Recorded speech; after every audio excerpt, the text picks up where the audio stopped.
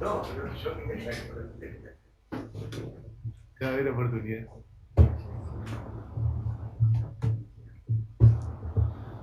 ¿Estamos en condiciones de comenzar? Vamos a continuar entonces con la audiencia en el marco de la causa 1916/22. Tiene la palabra doctor Badano. Gracias. Buenos días, vocales de la Cámara de Casación, colegas de la defensa. Para organizar la exposición, primero voy a referenciar cuáles son los agravios que voy a tratar.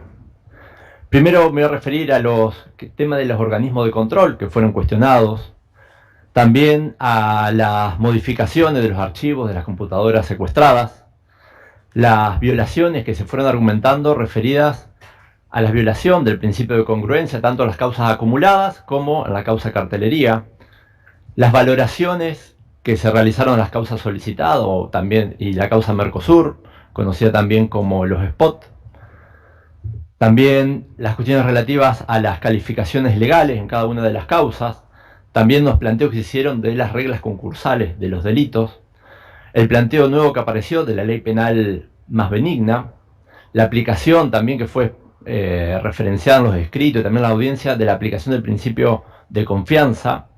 Y por último, las últimas dos cuestiones tendrían que ver con la determinación de la pena y por último, las medidas cautelares. Bien.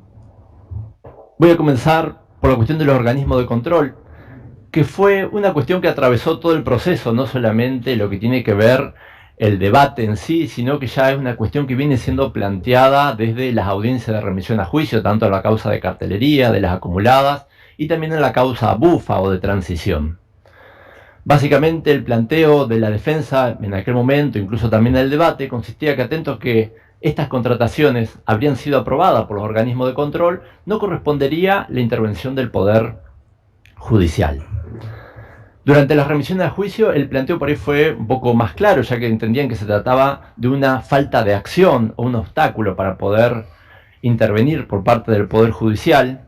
Y posteriormente, durante el debate, el tribunal dejó en claro diciendo no queda del todo claro en realidad si se trata de un obstáculo legal como lo están planteando, igual a como hacían en las audiencias de remisión a juicio, o de una cuestión de antipicidad o una causa de justificación de estos hechos. El tribunal, para tratar esta cuestión, que le dedicó gran parte de la sentencia, primero refiere cuáles son las funciones, de acuerdo a la Constitución provincial, de cada uno de estos organismos, el Tribunal de Cuentas, la Contaduría, la Tesorería General. Indica que de estos organismos no surge que ninguno de estos organismos tenga facultades propias del Poder Judicial que le permitan investigar los delitos penales. Por el contrario, en el caso del Tribunal de Cuentas, la Constitución provincial específicamente establece que no ejerce funciones judiciales. Por el contrario, el Tribunal de Cuentas, cuando aprueba las cuentas, incluso hay varias piezas de estas agregadas a la causa, indica que exclusivamente lo hacen los aspectos legales, formales, numéricos y documentales. Es decir, que no se mete en cuestiones que tengan que ver con los delitos penales. Así es que la sentencia entiende que estas decisiones únicamente tienen efectos dentro del ámbito administrativo, pero de ningún modo pueden llegar a obstaculizar las investigaciones penales. Y para eso, el tribunal cita el artículo 203 de la Constitución Provincial, en el cual establece que es potestad exclusiva, no pudiendo el Poder Legislativo o Ejecutivo en ningún caso arrogarse atribuciones judiciales. Y también menciona también las facultades del Ministerio Público Fiscal, que es un órgano autónomo que integra el Poder Judicial y que ejerce la acción penal. Durante las audiencias de remisión a juicio y también durante el debate, los abogados dejaron como en claro que no se podía investigar por parte del Poder Judicial estas causas penales, es decir, que resultaba irrelevante si se había o no cometido un delito, ya que lo relevante es si se habían efectuado observaciones o no por parte del organismo de control, o si se habían o no aprobado las cuentas. Lo cual derivó en que en aquellas oportunidades la Fiscalía se plantee que si una persona iba a denunciar a la Fiscalía un hecho de corrupción, la primera medida que debería haber enviado la Fiscalía es un oficio al Tribunal de Cuentas, a la Contaduría, consultando si había sido aprobado si había algún tipo de observación, y si nos decían que había sido probado y no había observaciones, automáticamente archivar la causa, ya que no tenemos facultades para seguir. Una especie de modificación de las reglas de la acción penal, que vendría a ser una acción penal pública dependiente de observaciones de los órganos de control. Sin embargo, vemos que los organismos de control no tienen las mismas facultades o herramientas para investigar que tiene el Poder Judicial, ya sea allanamientos, secuestros.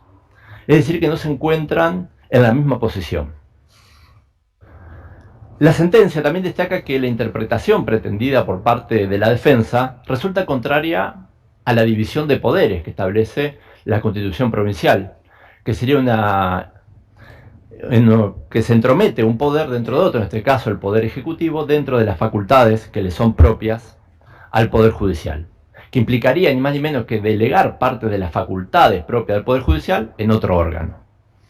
Incluso la interpretación también va en contra de la jurisprudencia que ya se encuentra sentada en la provincia de Entre Ríos y que ya se resolvieron estas cuestiones, como el caso de Alanís, de Klein, del Superior Tribunal de Justicia, que hacen expresa referencia a estas cuestiones, en donde tratan también las aprobaciones del Tribunal de Cuentas y cuál es la extensión que tiene que darse a las aprobaciones por parte de estos organismos. El siguiente planteo de la defensa es que también por parte del tribunal se le resta importancia a cuáles fueron las conclusiones a las cuales arribaron estos organismos de control, diciendo que le resta totalmente importancia, que prácticamente tienen nulo efecto para las aprobaciones que ellos hacen. Y aquí lo que vemos que todo lo contrario, sino que el tribunal, cuando trata cada una de las contrataciones, ve específicamente cuál fue la intervención que tuvieron los organismos de control en cada uno de ellos y los valora tanto los dictámenes como la declaración que prestaron en el juicio. E incluso también valora el hecho de que hay veces donde no se le ha dado intervención de los organismos de control, como por ejemplo la causa Parador, en una intervención que deberían haber dado de la contaduría. Otras veces también valora el hecho de que se le retació información, como en el caso de las causas del Mercosur. En otros que la intervención se le daba posterior a las contrataciones o a las publicaciones.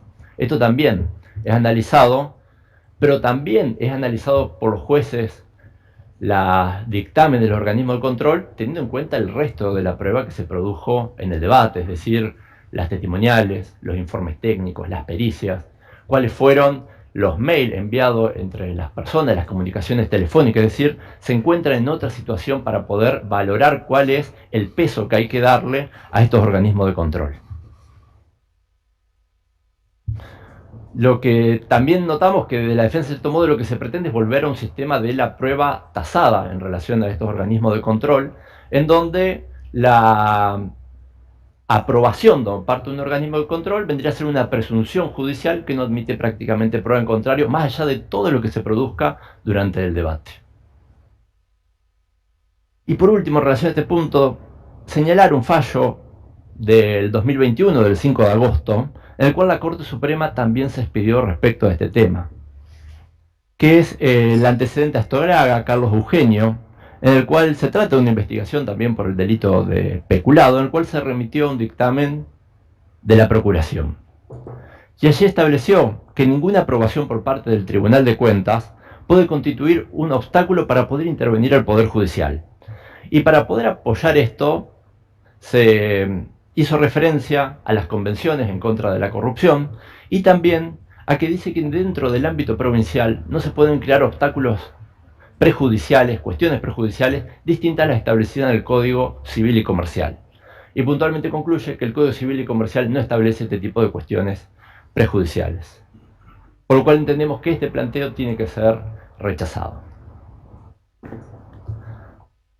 Ahora me refiero al siguiente agravio, que tiene que ver con una cuestión que introdujo el doctor Cushen en su escrito, que si bien no fue ampliada en la audiencia, se encuentra en los escritos recursivos, que tiene que ver con que expresa que hay determinados archivos de las computadoras secuestradas que fueron modificados el 1 de agosto, que justo es el día del allanamiento, dejando entrever como que hubo alguna especie de adulteración durante el momento del allanamiento. En primer término, lo que se advierte es que esta cuestión no fue planteada al menos en estos términos, por la defensa en el alegato de clausura, realizado por el Dr. Cushen, expresando expresamente que existe una adulteración de los archivos el 1 de agosto, que fueron modificados supuestamente el día del allanamiento, por lo cual nunca se les solicitó a los jueces que se expida sobre esta cuestión, porque lo que se le cuestiona a la sentencia es que no se pronunció sobre este aspecto, pero en realidad nunca se les solicitó a los jueces en el alegato de clausura que se expida en relación a este aspecto.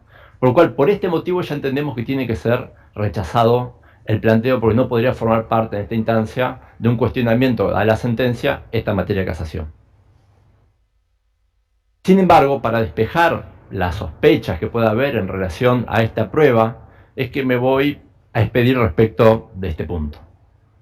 En este punto resulta relevante el testimonio que brindó Martín Erlen, quien es licenciado en Sistema de la Información, quien prestó declaración el día 23 de noviembre del año 2021, por si quieren ver la declaración de él, y expresó que efectivamente hay archivos que están modificados el mismo día del allanamiento, pero también señaló que no es una cuestión que resulta llamativa de algún modo, sino que es algo normal que esto suceda. Concretamente, el allanamiento comenzó en calle Racedo a las 9:10 de la mañana y terminó a las 8 de la noche. Durante ese tiempo la empresa estaba funcionando cuando se llegó con la policía, por lo cual las computadoras se encontraban prendidas en ese momento. Es decir, se encontraban funcionando. Y durante el transcurso del allanamiento es que se fueron secuestrando todas las cosas, desde los documentos y también las computadoras. Durante la declaración se le solicitó a Martín Erlen que vaya a la computadora, se ve en el video, él va a una computadora que estaba en el tribunal de juicio y se le solicitó que abra un archivo. Este archivo que él abrió es un listado de todos los archivos que se encuentran dentro de la pericia. Este listado lo que contiene es el nombre de la totalidad de los archivos, un archivo muy extenso, contiene el hash de cada uno de los archivos y la fecha de modificación.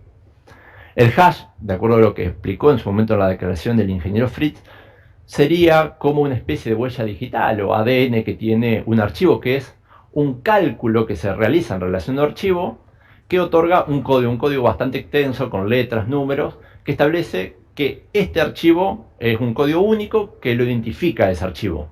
Y si ese archivo posteriormente es modificado de alguna manera, por más mínima que sea la modificación, cambia totalmente ese código. Es decir, una identificación de este archivo. Y se le solicitó, cuando estaba en la declaración, que busque a ver si había algún archivo que haya sido modificado en fecha 1 de agosto. Y él ahí localizó un archivo que era un archivo que ahí explicó que era un cliente de correo.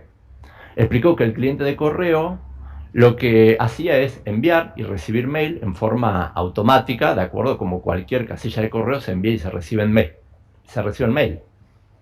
Y que dijo que estos procesos lo hace en forma automatizada de la computadora, que no quiere decir que alguien haya estado en la computadora adulterando esta información, sino que son procesos automatizados. Es decir, si se recibió un mail, este archivo puede ser modificado en forma automática. Por lo cual dijo, sí, este archivo puede ser modificado a las 12 del mediodía, mientras estaba transcurriendo el archivo, el allanamiento, pero esto no tiene nada de llamativo. Incluso él también en su momento se ejemplificó, por medio de si cualquiera de nosotros que nos encontramos acá, tiene la computadora prendida en la oficina, en su casa, se están modificando los archivos, pero no quiere decir que ustedes estén modificando el archivo o que otra persona esté en ese momento adulterando la información, sino que son procesos automáticos, y ejemplificó con el del correo, pero puede haber sido cualquier otro proceso automático que realiza la computadora. Sumado a eso, desde la defensa no se aportó ningún tipo de evidencia que indique que la información haya sido adulterada, sino que esta indicación quedó meramente dentro del plano discursivo de la explicación de la defensa. Sin embargo, de la Fiscalía tenemos una explicación razonable acerca de cómo sucedió esto. Incluso se le preguntó en su momento a Martín Erlen a ver si encontró algún indicio de que la información haya sido adulterada. Dijo que no. Por el contrario, concluyó que todos los archivos habían sido modificados antes del 1 de agosto o durante el transcurso del allanamiento hasta que se desconectó la computadora. También él declaró en su momento un perito de parte, y el perito de parte tampoco sostuvo lo que sostiene la propia defensa en esto. Por lo cual solicitamos que este planteo también sea rechazado por dos cuestiones. Uno, como se adelantó, por no haber sido planteado en forma expresa en los mismos términos que se realizan en el recurso, y otro en base a los argumentos de fondo que se acaban de brindar. Ahora voy a ingresar al tratamiento de la pretendida violación del principio de congruencia. Primero voy a tratar lo que tiene que ver con las causas parador, solicitada y Mercosur, que es un mismo planteo que se realiza, y posteriormente que tiene que ver con la causa cartelería. Desde la defensa, lo que se gestiona es que la Fiscalía mutó la imputación, que dejó de hablar de promocionar para comenzar a hablar de posicionar la imagen como de Uribarri, como precandidato a presidente, entre otras palabras. Y también en su escrito hicieron referencia a que ellos fueron a defenderse de que él era precandidato a presidente y en realidad formalmente nunca fue precandidato a presidente. Por lo cual hubo un cambio en las reglas de juego por parte de la Fiscalía. El tribunal brinda una amplia respuesta también acerca de este punto, cita jurisprudencia, doctrina, acerca de qué es lo que se tiene que entender por principio de congruencia, y concluye que de ningún modo se vio afectada el derecho de defensa, no hubo sorpresa por parte de ellos, y que por el contrario se conservó exactamente los mismos hechos. Y analizó así cada una de las imputaciones que realizó la Fiscalía. En primer término, la imputación que se realizó durante la investigación, es decir, el hecho imputado en la declaración de imputado, el hecho que se atribuyó en la remisión a juicio, que era exactamente el mismo. En la causa solicitada, lo que se atribuyó concretamente fue lo siguiente, simplemente la parte relevante, que dice, y cuyo único fin fue el de promocionar, con fondos públicos, la precandidatura a presidente de la Nación del primero, en las elecciones generales del año 2015. Esta es la expresión que utiliza la causa solicitada, que habla de promocionar la precandidatura. En la causa del Mercosur dice lo siguiente, con el único propósito de instalar su precandidatura a presidente de la Nación en las elecciones generales de 2015, es decir, utiliza la palabra instalación. Y por último, la causa parador dice, empleando tal contratación en provecho propio, para promocionar con fondos públicos su precandidatura a presidente en las elecciones generales del año 2015. Hasta acá lo que vemos que la Fiscalía ya en las imputaciones se refería como promoción, como instalación, en términos exactamente iguales y no diferentes. Sin embargo, también desde la defensa se cuestiona que no fue la misma imputación en el alegato de apertura que en el alegato de clausura. Y acá el tribunal nuevamente transcribe incluso fragmentos de ambos alegatos para ver si se efectúa una mutación de la imputación. En el alegato de apertura, la Fiscalía se refiere exactamente a los mismos términos. En la causa solicitada, el verbo que utiliza era posicionar. En la causa del Mercosur, se refiere como instalar, promocionar, posicionar, es decir, exactamente los mismos términos en los cuales estaba imputada. Posteriormente, en la causa parador, se habla también de promocionar, y se transcribe en cada uno de estos apartados.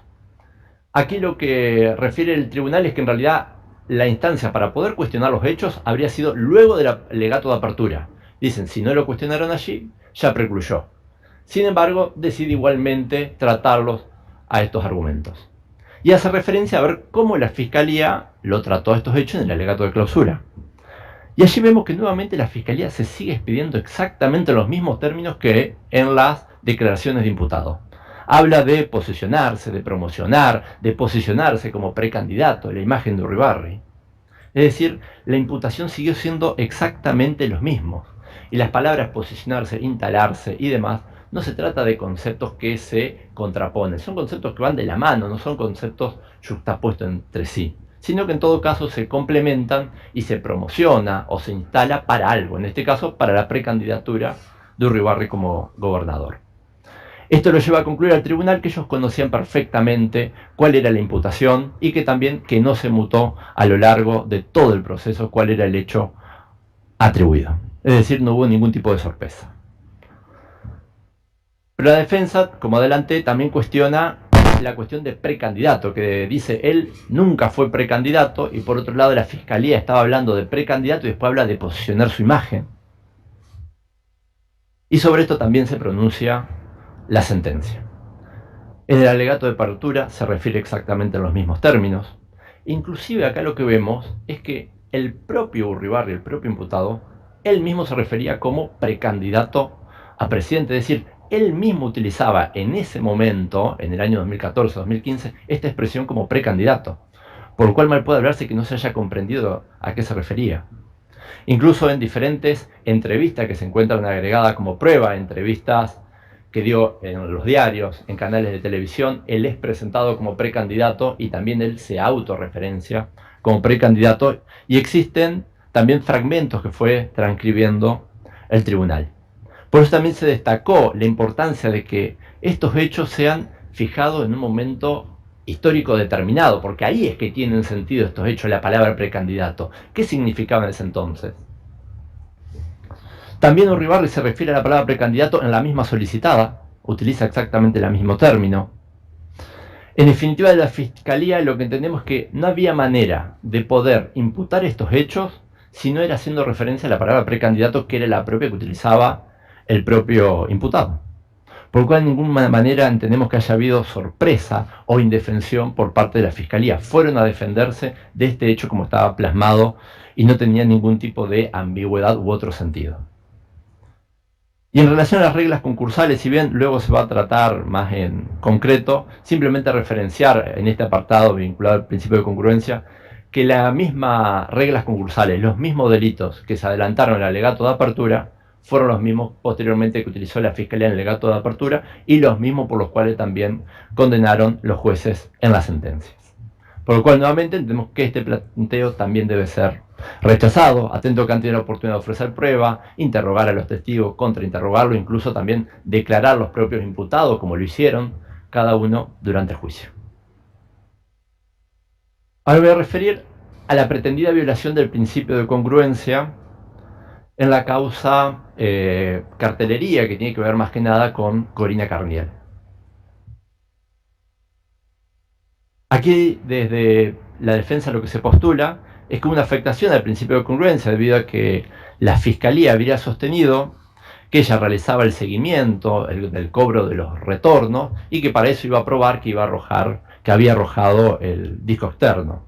También sostuvo de que se había indicado que ella era la contadora y que no pudieron ofrecer prueba en relación a ver si ella era la contadora o no, que podría haber sido otra persona, la contadora de Juan Pablo Aguilera, en este caso de Corina Carniel. El tribunal también se expide ampliamente sobre este punto y concluye que eran exactamente los mismos hechos que se atribuyeron en la declaración de imputado, en el alegato de apertura y en el alegato de clausura. Y allí, cuando transcribe algunos fragmentos del alegato de apertura, lo primero que indica es que desde la Fiscalía, cuando se refirió a ella, dijo que era su mano derecha, Corina Carniel, de Juan Pablo Aguilera, que en ningún momento se indicó que haya sido la contadora de ella, sino que se refirió directamente como mano derecha, a diferencia de lo que dice la defensa. Por otra parte, de acuerdo a las técnicas de litigación, que hoy en día ya no se recomienda leer el hecho tal cual como fue imputado, sino efectuar un relato de acuerdo a las expresiones propias de cada persona, por lo cual no se puede pretender que se utilicen exactamente las mismas palabras, las mismas letras, exactamente igual que en la imputación, sino que lo relevante es que en el alegato de apertura el núcleo de la imputación sea exactamente el mismo, que fue lo que sucedió en este hecho, más allá de las expresiones que se hayan volcado, que esto también es destacado por la sentencia. También en el alegato de apertura se dijo que era la persona que se encargaba de gestionar los retornos de Bustamante, Montañana, que eran luego entregados a Aguilera. Por lo cual concluyó el tribunal que el núcleo de imputación era exactamente el mismo, concluyendo que resulta forzada el argumento de la defensa, que no se le permitió ofrecer prueba. Por el contrario, se vio que incluso Corina Carniel prestó declaración en la audiencia y lo hizo largamente, entendiendo específicamente de qué se trataba. A continuación voy a abordar el siguiente planteo, que tiene que ver con la causa solicitada. Acá las cuestiones que tienen que ver con este agravio se pueden llegar a dividir en cuatro. El primero, que esboza la defensa, es que no surge del texto una clara candidatura, lo plantea en estos términos. Segundo, que no puede ser interpretado como un acto de campaña, primero porque no lo permitía el Código Electoral en aquel entonces, y por el contrario indican que se trata de una comunicación política, dirigida a los ciudadanos y dirigentes. El tercer punto, que habría sido autorizado por los organismos de control que tuvieron intervención en forma correcta. Y el cuarto punto, que tiene que optarse por una concepción restrictiva del Poder Judicial y que estos se tratan de cuestiones políticas no judicializables. Acá, en relación al primer punto, y nos surge claro del texto de la candidatura, el tribunal destaca que en realidad el nudo que hay que resolver aquí de la cuestión es si Uribarri se presenta como precandidato, es decir, realiza un discurso de esta posición, o si son cuestiones propias de gobierno como gobernador de la provincia de Entre Ríos. Y aquí concluye que basta simplemente con leer la solicitada para darse cuenta que realiza un discurso propiamente como precandidato a presidente. Hay que tener en cuenta que esta solicitada, el único que la firma es él, es una solicitada que se larga a página completa y que no se emite solamente en Entre Ríos, sino en toda Argentina, en los principales diarios de Argentina. El primer fragmento, párrafo que cita el tribunal, es el siguiente, que dice que las principales fuerzas políticas y sus candidatos a presidente convengamos defender y sostener las conquistas logradas en 30 años de democracia, en beneficio de nuestro pueblo y la nación toda, sea quien sea que le toque conducir a partir del año 2015. Aquí vemos que Uribarri ya comienza a hablar de candidatos a presidentes, entre los cuales él se incluye, utiliza la primera persona del plural y realiza una convocatoria desde esa posición como precandidato y no como gobernador actual, que era el cargo que tenía en ese entonces. Incluso también habla de que sea quien sea que le toque conducir en el año 2015, es decir, nos posiciona en las elecciones, porque acá uno de los cuestionamientos de la defensa era: esto es imposible que sea interpretado como un acto de campaña, porque falta un montón para las elecciones. El propio Uribarri es el que incluye el año 2015 dentro de la solicitada. El segundo párrafo refiere lo siguiente, dice: un acuerdo histórico donde todas las fuerzas políticas y sus candidatos que han hecho aportes a lo largo de nuestra historia para fundar nuestra democracia en términos de justicia, independencia y soberanía, nos comprometemos a defender sus conquistas ante el embate antinacional y antidemocrático del capital financiero mundial. Acá nuevamente Uribarri realiza un discurso de esta posición, entre los cuales se incluye nuevamente como precandidato. Y el último párrafo, más corto, que hace referencia a que, como hombre del pueblo y que pretende representarlo en la más alta dignatura, es que pongo en consideración de toda la dirigencia política y sus respectivos candidatos a presidente esta propuesta. Y ahí comienza con una enunciación de diferentes propuestas, donde nuevamente dejan claro que quiere representarlo en la más alta dignatura, obviamente como presidente de la nación. Es decir, en definitiva, surge claro del texto el discurso que él hace desde un punto de vista netamente como precandidato a presidente. Por lo cual no resulta razonable la explicación que se da de la defensa, que esto se trata de un mero acto de gobierno, de cumplimiento de mandatos constitucionales. Por el contrario, Uribarri lo que hace ahí es pretender interactuar con sus pares, que serían el resto de los precandidatos a presidente, lo que se conoce normalmente como subirse al ring con ellos. La excusa en realidad que se da al momento de librar la orden de publicidad es el cumplimiento de mandatos constitucionales y demás, pero simplemente fue la fachada que se utilizó para poder promocionarse. Ahora sí voy a ingresar en la segunda cuestión dentro de este agravio, que tiene que ver con que este hecho no puede ser interpretado como un acto de campaña. Para poder establecer qué significaba este hecho, sin duda hay que ver cuál era el momento histórico en ese momento. No pueden ser analizados esta solicitada en forma descontextualizada simplemente leyendo el texto de la solicitada. Hay que ver en ese entonces qué era lo que estaba sucediendo en la realidad argentina, en Entre Ríos. Para eso se ofrecieron diferentes noticias de ese entonces, que incluso se fueron mostrando al tribunal en los alegatos de clausura. Si se desean ver, esos alegatos fueron el día 15 de febrero del año 2022, donde se fue haciendo una especie de línea de tiempo con cada una de las noticias. En aquel entonces, desde el inicio del año 2014 hasta un poco antes de mediados del año 2015, existían diferentes precandidatos que se estaban posicionando como a la presidencia, dentro de los cuales se encontraba Uribarri, Y él incluso lo dejaba claro en cada una de las entrevistas que brindaba, en esta que fui haciendo referencia, de los diarios, las entrevistas en televisión, que no dejaban duda de que él se estaba difundiendo en ese momento como precandidato. Allí se mostraron noticias como, por ejemplo, una noticia de Página 2, donde él indica ya en febrero del 2014, voy a ser candidato a presidente, es decir, antes de largar la solicitada. Posteriormente, en marzo, noticia en donde él comienza una recorrida por el país, mostrándose como precandidato a presidente, entrevistas en canales de televisión, una entrevista del mes de abril con Fantino, donde hace referencia a la gestión que está realizando, que es trasladable a nivel nacional. También se acercaron publicaciones del mes de mayo de Facebook, donde ya se comienza a ver Urribarri 2015, fotografías también con Cristina.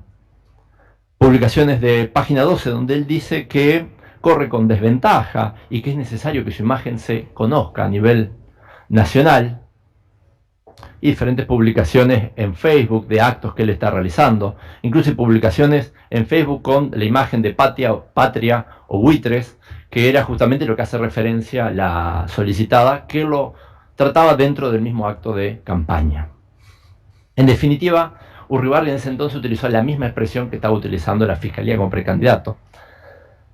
Y también cita acá el tribunal la declaración de La Barba, que La Barba es una persona que se dedica al marketing político, que explicó en la audiencia de debate que él realizó diferentes campañas para Urribarri, en el cual dijo que él pretendía construir a nivel nacional lo que se estaba llevando a cabo a nivel provincial.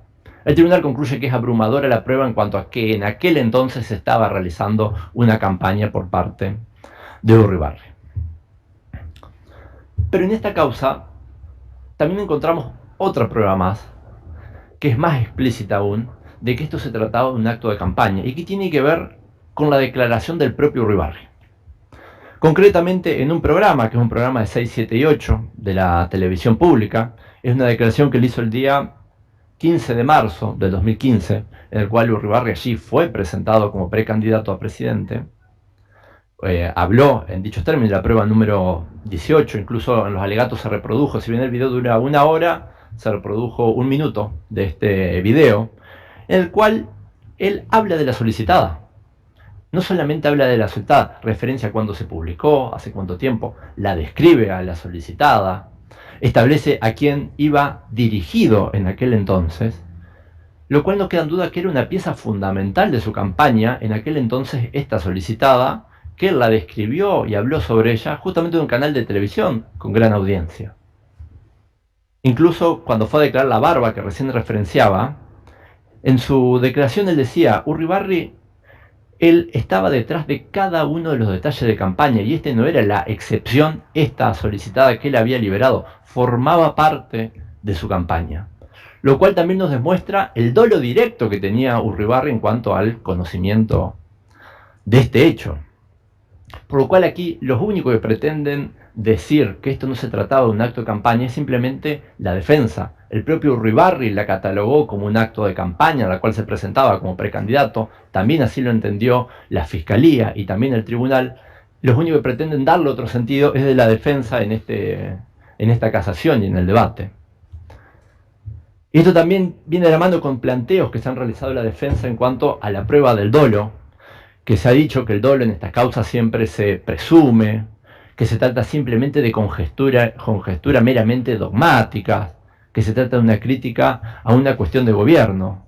Y lo que vemos acá es que el dolo surge explícito incluso también de este video, donde no es que se está juzgando una gestión de gobierno o unas aspiraciones que resultaban legítimas en aquel entonces, las aspiraciones que tenía. El inconveniente de esto y que se cuestiona acá es cuando se utilizan fondos públicos para promocionar esas aspiraciones personales. Y el tribunal también acá da respuesta a un planteo que realiza Báez, que dice, en definitiva, a partir de estas valoraciones no podemos entender que esto sea considerado un acto de gobierno. A partir de este contexto en el cual se dio, esto es un acto de campaña. Por lo cual resulta meramente nuevamente una fachada esto de difundir actos de gobierno o cumplimiento de cuestiones constitucionales. El siguiente argumento que da la defensa es, no es un acto de campaña porque no lo permitía el Código Electoral. decía que los límites se encontraban fijados 50 días antes de las elecciones, y como esto se dio mucho tiempo antes, esto no puede ser un acto de campaña, y resaltan que también esta cuestión de que no era un acto de campaña se encuentra plasmado en una sentencia. Dicen que la sentencia del juzgado electoral de Cervini y Cubría, dictada el día 26 de noviembre de 2016. El tribunal también a esta cuestión brinda una respuesta. Lo primero es que no se trata de una sentencia, sino simplemente de un archivo, de unas actuaciones, y en donde el tribunal no se expide sobre el fondo de la cuestión, estableciendo sí las fotografías que se encontraban agregadas en ese expediente, porque había fotografías que se habían sacado de rutas, de caminos que se encontraban en la vía pública, de diferentes campañas que se habían hecho como precandidato a presidente. Y establece que todas estas campañas que se realizaron antes, como estos postulantes no fueron en definitiva precandidatos, no se puede entrar a juzgar sobre el fondo de la cuestión si esto constituye o no campaña. Es decir, el tribunal no se expresa sobre el fondo a decir si fueron o no campañas. No se trata de una pieza desincriminante. Esto lo dice muy claro también la sentencia.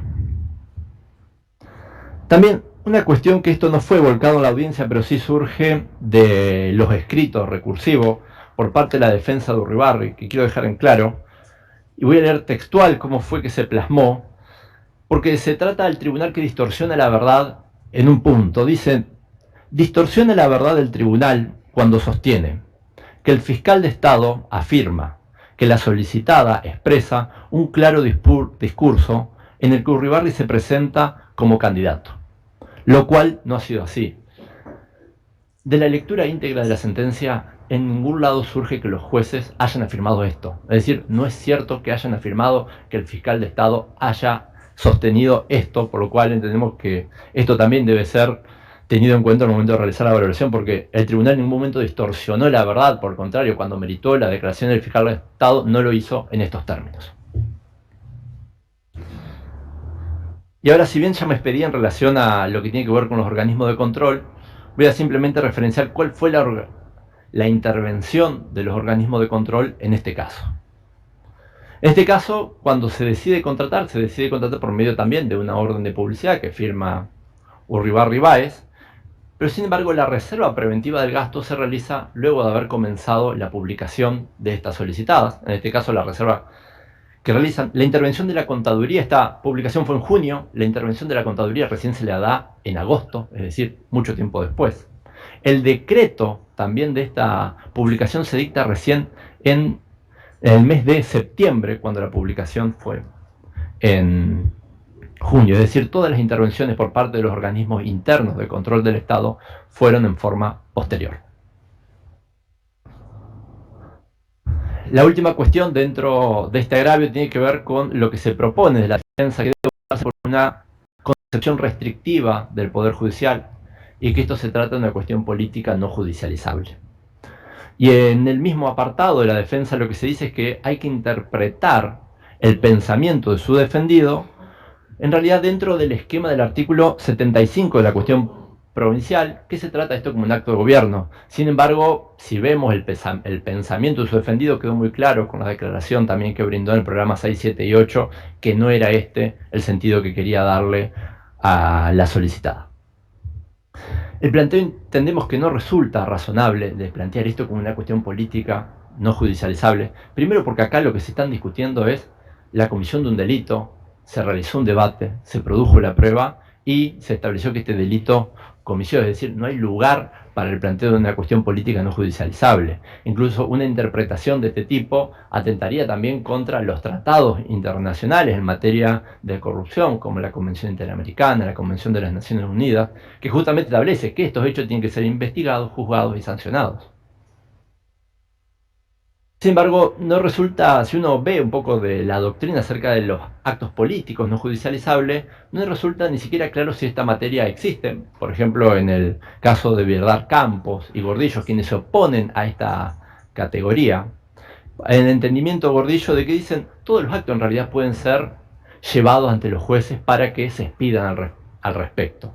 Él entiende en el sentido de que todos los actos sean revisables, en el sentido de que todos los actos se los pueden someter a un juez y que en definitiva él decida si esto viola o no la Constitución, digamos.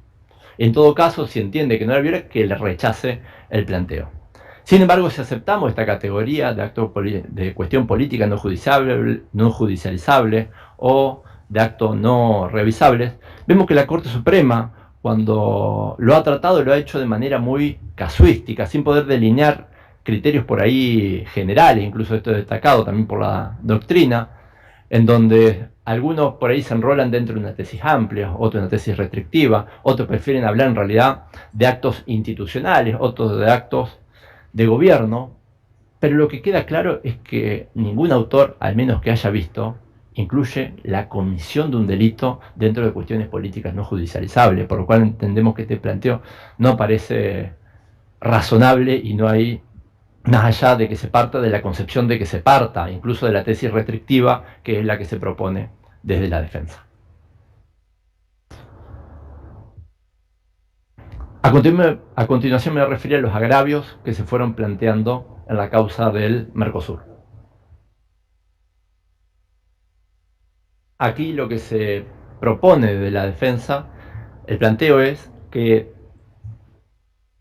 toda esta contratación en realidad fue aprobada por los organismos de control. Es más, se les dio intervención en forma previa a la contratación, se efectuaron dictámenes por parte de cada uno de los organismos y que el tribunal no los valoró en forma correcta como debería haberlo hecho. Sin embargo, vemos que el tribunal valora cada uno de los dictámenes, y no solamente los dictámenes, también la declaración que prestaron el juicio cada una de estas personas, ya sea el Tribunal de Cuentas, como Nancy Vinagre, Fiscalía de Estado, Rodríguez Signes, cada uno de los que fueron pasando. Y destaca allí el restringido alcance que en realidad tienen estos dictámenes, ya que la tribunal indica que lo hacían a modo de colaboración y asesoramiento, señalando que se trataba de opiniones meramente abstractas. Incluso también se expidió, dijo que ninguno de ellos había expedido en relación a la razonabilidad y legalidad del planteo. Y aclararon que todos ellos indicaron que esto no implicaba una valoración sobre el control posterior que se podría llegar a hacer. También señalaron que estos dictámenes no fueron posteriores a la contratación, sino que fueron también realizados en forma previa, por lo cual no coinciden con el alcance que pretende darle la defensa. Y estos dictámenes que fueron previos, también destaca el tribunal que no se le dio toda la documentación para que puedan realizar un dictamen acabado acerca de todo.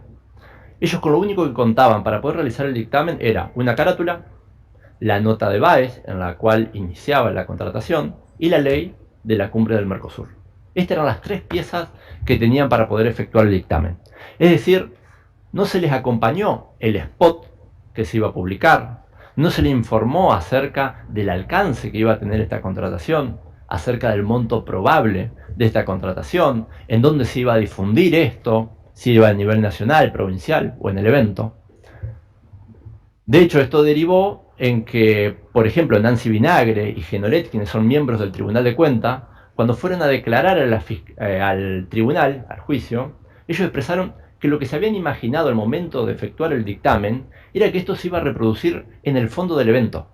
Es decir, como cuando uno va a un curso, a una jornada que se reproduce en el evento, ellos pensaron que estaban dictaminando en algo que era eso lo que se iba a difundir. Nunca pensaron que se iba a tratar de esta contratación en concreta, porque esa era la información que se le había brindado únicamente la nota de Báez. Sin embargo, encontramos que en el control posterior que realiza el Tribunal de Cuentas, efectuó observaciones a la contratación. Estas observaciones fueron realizadas por Jensen, por Rudy, que son miembros del Tribunal de Cuentas, y que llevó al tribunal a concluir que a dos cuestiones que señala la sentencia: que la verdadera negociación se realizó por fuera del Estado y que no existió competencia real entre los oferentes. Estas observaciones tienen que ver con las faltas de especificaciones que había en el llamado a presentación de ofertas, ya que lo único que se presentaba era que se realice un plan de medios para ser difundido a nivel nacional los spots. Pero no se referenció ni en qué tipo de medios, en qué horario, con qué frecuencia, a quién iba dirigido, con qué presupuesto se contaba para esto. Simplemente se hizo una vaga y genérica referencia que era una difusión a nivel nacional. Y esto derivó en que las propuestas que se recibieron por parte del Estado no fueran homogéneas, es decir, no permitían la comparación una con otra, ya que algunas de las propuestas eran para difundir en redes sociales, otras en WhatsApp, otras en la televisión. No resultaba posible realizar una comparación y esto también fue destacado por el Tribunal de Cuentas. También lo otro que destacó el Tribunal de Juicio es la restringida publicidad que se hizo de esto, ya que solamente se publicó en el Boletín Oficial de Entre Ríos y en el Diario de Paraná. Esto teniendo en cuenta que la contratación que se pretendía era a nivel nacional, es decir, no se contrató ningún medio de tirada nacional para esta publicación. Y lo que más llama la atención es que después la empresa que se presenta no es ni de Entre Ríos ni de Paraná. Es una empresa que tiene domicilio en la ciudad de Buenos Aires, lo cual nuevamente nos pone manifiesto que las negociaciones se habían realizado antes y que venían por otros carriles. Y aquí en el recurso de casación presentado por Urribarri, cuestiona que se tome esto como un indicio cargoso el hecho de que no se haya difundido a nivel nacional. Incluso se hace la siguiente pregunta: si a juicio de los acusadores, para que no hubiese delito, había que contratar a Clarín o algún otro medio hegemónico. Desde ya de la Fiscalía no se trata de contratar a un medio en particular, simplemente que se hubiese realizado alguna contratación de algún medio de tirada nacional, atento que lo que se pretendía difundir era un plan de medios a nivel nacionales. También otra cuestión que se tuvo en cuenta es el escaso tiempo que se publicó. El tiempo que se publicó en el diario y en el boletín fue un día. Nada más que eso fue el tiempo que se publicó. Incluso en el Diario de Paraná se publicó el día 5 de febrero. Y esto también tornó que sea muy escaso el tiempo que había para la presentación de oferta, es decir, deliberadamente se decidió que haya poco tiempo en este hecho, como después se va a analizar, porque la oferta la tienen que presentar el día 9, es decir, tuvieron nada más que 3 días completos para poder efectuar la oferta. Que ello conlleva obviamente la diagramación, reserva de lugares, conseguir el presupuesto, el dinero para poder llevarla a cabo. No se trataba de material estandarizado como resma de papel o impresora, lo que se estaba pidiendo contratar desde el Estado. Y también otro aspecto que es destacado por el Tribunal de Cuentas es la falta de referencia a la magnitud económica de la contratación. En ese momento la contratación era fue de 28.400.000 pesos, que el equivalente en su momento en dólares, para tener una referencia un poco más actual, era más de 3 millones de dólares, la magnitud económica que tenía esta contratación. El Tribunal de Cuentas lo que dice es: no es lo mismo el interés que puede llegar a despertar en las empresas y demás una contratación de esta magnitud que otra de un monto menor. En definitiva, lo que concluyen es que todas estas cuestiones conspiraron a la realidad de concurrencia de oferentes. Y también lo que se alega desde la defensa es que en realidad había una urgencia por poder contratarlo porque ya se venía la cumbre del Mercosur, por lo cual había que hacer todo rápido. Sin embargo, lo que vemos es que en realidad esa urgencia no era cierta. Tenían conocimiento, de acuerdo a las pruebas que se señala en la sentencia, desde agosto, septiembre, que la cumbre se iba a realizar en la ciudad de Paraná. Incluso ya los trabajos, Alicia Benítez cuenta que ya en el mes de septiembre tuvieron que comenzar a realizarlo, que ya recibió un llamado telefónico por parte de Urribarri hablando de la cumbre del Mercosur. En aquel entonces, Urribarri en el mes de septiembre, un acto en Ferro, ya anuncia que va a realizarse la cumbre del Mercosur en septiembre. Incluso los hermanos Berger, que son quienes realizaron los spots de Urribarri, ellos también cuentan que entre septiembre y octubre realizaron la filmación, es decir, que podría haberse realizado mucho tiempo antes el inicio del expediente de contratación. Porque si nosotros vemos, en realidad ya se había filmado el spot en septiembre-octubre y se esperó hasta los últimos días de noviembre para poder comenzar el expediente. Y los otros elementos que se cuestiona de defensa, que no hay prueba de este direccionamiento, tiene que ver, que lo voy a referenciar porque fueron tratados ya en los alegatos de clausura, incluso en forma completa en la defensa, con el direccionamiento hacia esta empresa de Nelly Entertainment, que era la empresa contratista. Que la gran parte de la prueba tiene que ver con las comunicaciones telefónicas que había entre los funcionarios con los socios de esta empresa. Concretamente, Urribarri se contactó ya se comenzó a contactar en el mes de junio con esta empresa, es decir, mucho tiempo antes de comenzar esta contratación. Tuvo más de 200 comunicaciones entre la empresa, Jorge Rodríguez, que era el dueño de la empresa. Incluso también se contactó con Nigro, que Jorge Nigro es uno de los socios de la empresa Punto Art, que Punto Art es la empresa que contrata Nelly Entertainment para poder hacer la diagramación y contratación de los espacios de televisión.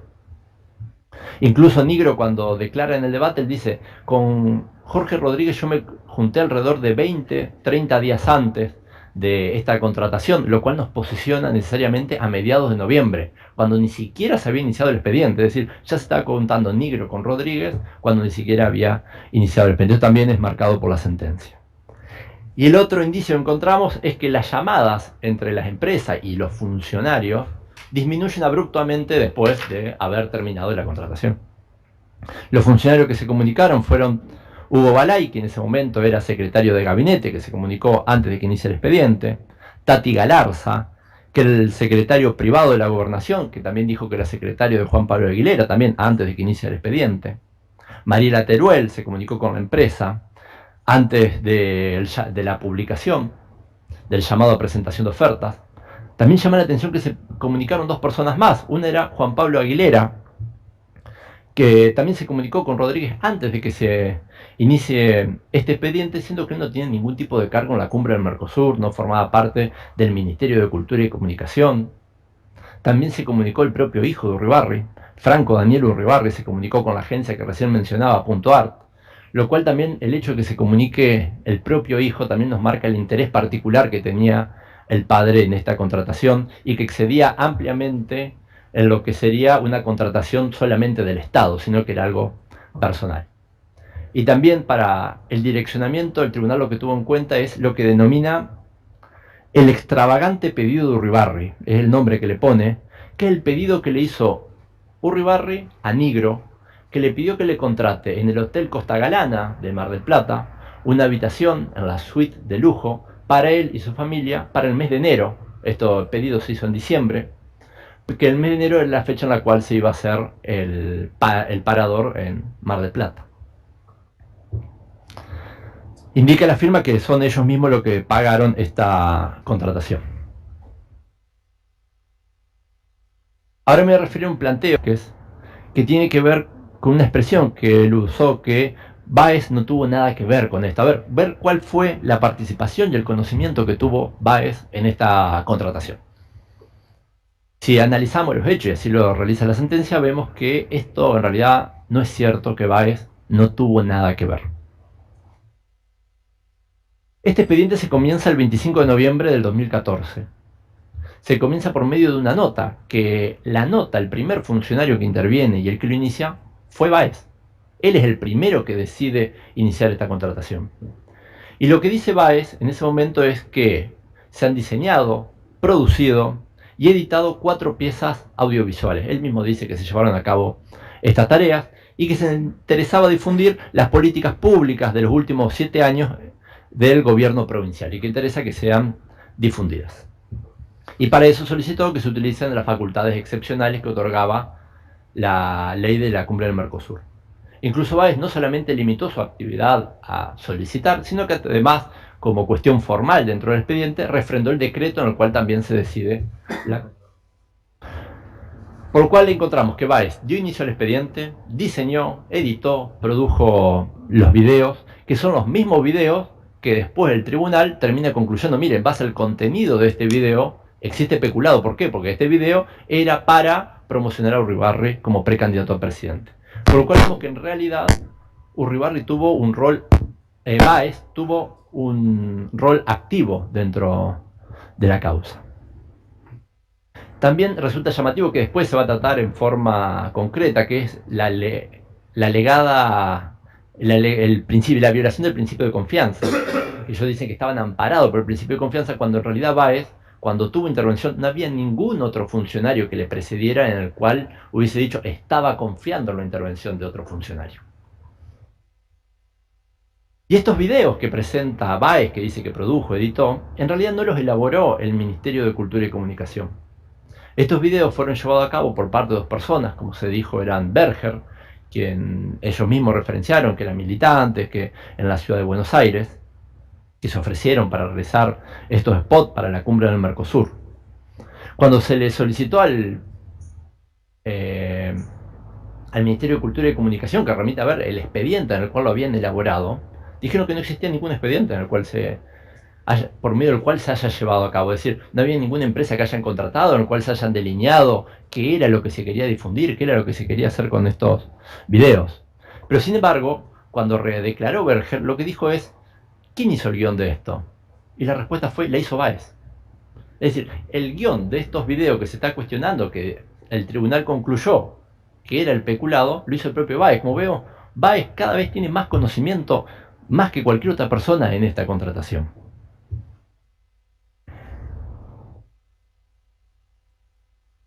Y también lo encontramos que, en cierta manera, en un mismo patrón de comportamiento entre lo que es la causa solicitada, porque también nunca pudimos saber de dónde surgió el texto de la solicitada, no hubo un expediente al cual digamos cómo fue que se planteó este texto, y en este caso tampoco existe un registro de cómo fue que se produjo el video.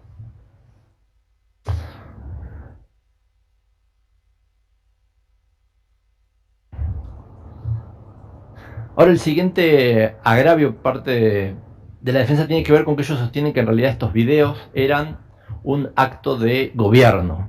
Y la sentencia también trata este tema, y para poder tratar y despejar cualquier duda que esto no sea un acto de gobierno, lo que realiza en primer lugar es un análisis comparativo.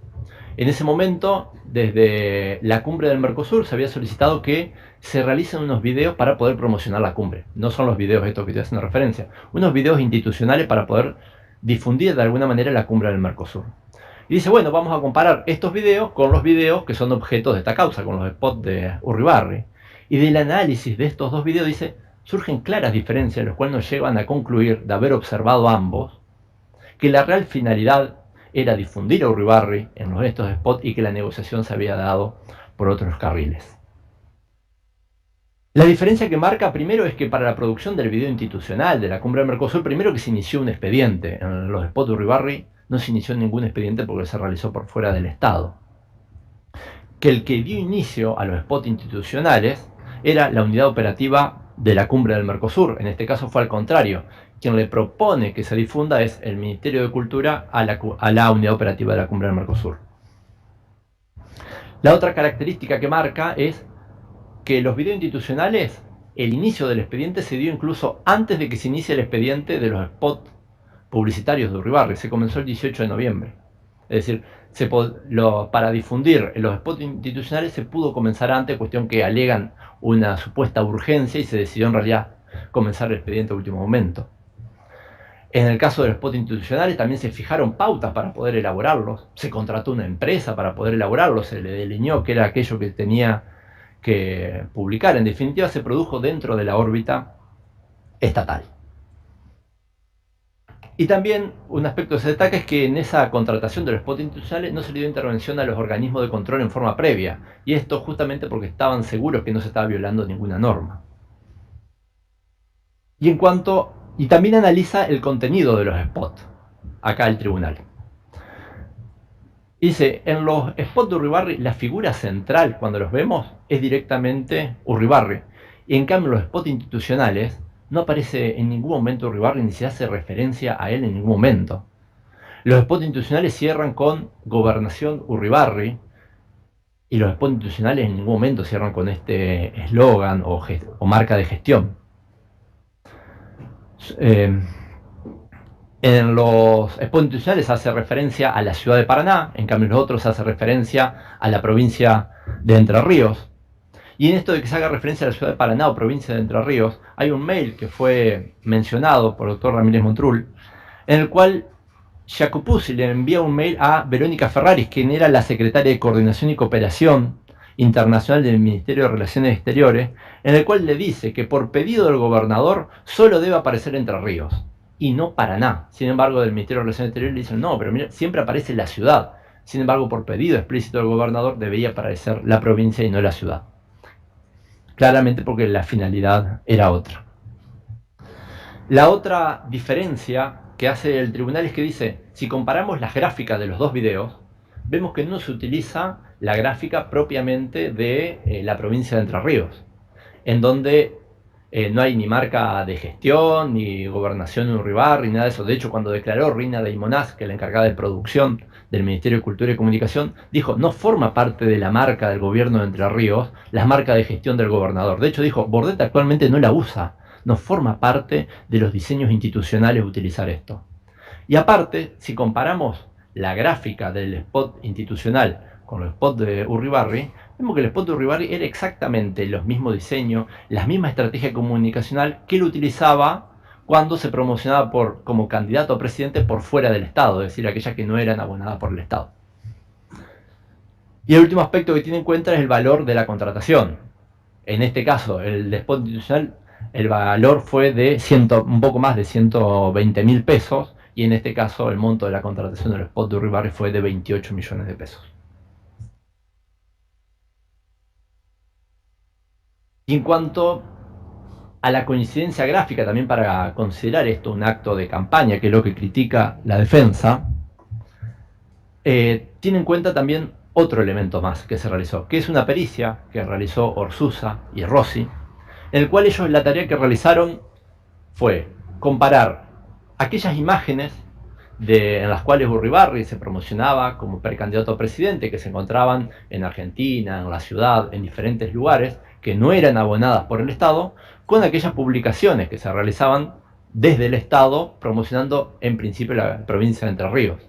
Y lo que concluyeron los jueces es que era exactamente lo mismo. En su momento lo que compararon fue la fotografía que se utilizó en el Parador, es la misma que se utiliza en la campaña de Uribarri. Veamos, la tipografía es exactamente la misma, es decir, la que decidió utilizar el Estado es la misma que utilizaban también en la campaña de Uribarri. Veamos, los colores también son exactamente los mismos, los logos que se usaban, los isotipos que ellos hacen referencia, cada uno eran exactamente igual, no había ninguna referencia entre lo que eran los actos de campaña de Uribarri con aquella gráfica que se utilizaba tanto en los spots de Uribarri como en el Parador. En definitiva era la misma estrategia de comunicación. De hecho, cuando se compararon parte de las fotos, se les solicitó a los peritos que comparen fotografías que eran de los correos electrónicos, que esos correos electrónicos hacían referencia a las campañas que se habían llevado en diferentes provincias de Argentina durante los meses de noviembre, diciembre, enero y febrero. El Mercosur fue en diciembre y el Parador fue en enero. Y vemos que desde el mes de noviembre al mes de febrero era exactamente la misma estrategia de comunicación. Estos dos eventos calzan justo como un elemento más de campaña de Uribarri, no pueden tener otro sentido más que complementar. También otro elemento que fue reseñado también por Ramiro Montrul es de dónde surge esta fotografía de Uribarri que se utiliza tanto en el Parador, que se utiliza también en la campaña por fuera del estado de Uribarri.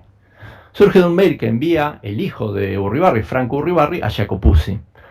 Pero lo relevante de este mail es que Franco Uribarri lo que le dice en ese momento a Jacopuzzi es que dice, yo ya hablé en relación a esto con Maricel, en referencia a Maricel Brujo, que es miembro del Ministerio de Cultura y Comunicación, y con Pedro, en referencia a Pedro Báez. Como vemos, nuevamente, Pedro estaba en pleno conocimiento de la estrategia de comunicación que estaba utilizando Uribarri, es decir, conocía perfectamente, y nuevamente resulta llamativo que se trate de alegar acá un principio de confianza, o también con el pretendido error de provisión.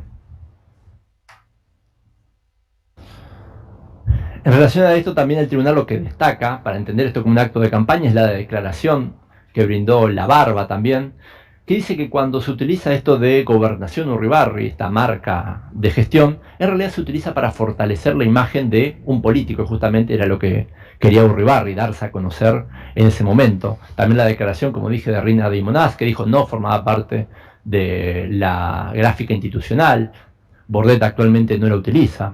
Incluso cuando se le preguntó a Rina de Imonaz, que era la encargada de producción del Ministerio de Cultura y Comunicación, ¿cómo fue que llegó esto de Uribarri Gobernación al spot si no formaba parte de la marca institucional del gobierno de Entre Ríos? No pudo dar ninguna respuesta, no lo sé. No sé cómo llegó a esto. Esa fue la respuesta de la encargada de producción del Ministerio de Cultura y Comunicación, que es desde el lugar desde el cual, según Báez, dice que se produjo este spot cuando presenta la nota. por lo cual vemos que era habitual que aparezcan cosas dentro, elementos, dentro de la promoción del Estado que hacen referencia a Urribarri, como por ejemplo en lo que es el parador, el diseño que se presenta en el expediente era un diseño institucional con el gobierno de Entre Ríos. Después lo que vemos que en realidad se plasma efectivamente en el parador era la gráfica de Urribarri, es decir, se los engañó a los funcionarios públicos en el expediente diciéndole, mire, esto es lo que vamos a promocionar, esta es la gráfica institucional, y posteriormente cuando vemos efectivamente lo realizado, vemos que en realidad había no solamente la gigantografía que se mostró, sino fotografías más chicas de Urribarri, en todos los lugares, Urribarri, Gobernación, y demás que hacía referencia. Y por último, en relación a este agravio, lo otro que tuvo en cuenta el tribunal es el tiempo de la publicación para establecer que en realidad esto no era propiamente para la cumbre, sino un acto de campaña. Es el tiempo que duró la publicación. Finalizó la cumbre del Mercosur y sin embargo siguieron difundiendo más tiempo, más días, los spots de Urribarri en diferentes canales de televisión, que eran los horarios del prime time de Urribarri, salió en su momento en lo que era Susana Jiménez, Tinelli y demás, en los horarios que tenían mayor público. En definitiva, entendemos que esto, a diferencia de lo que sostiene de la defensa, se trató claramente de un acto de campaña por parte de Urribarri, no puede ser entendido como un mero acto de gobierno, por el cual en realidad se utilizó como fachada la contratación como un mero acto de gobierno. Este planteo también entendemos que tiene que ser rechazado. Ahora me refiero al siguiente agravio, que tiene que ver con las calificaciones legales.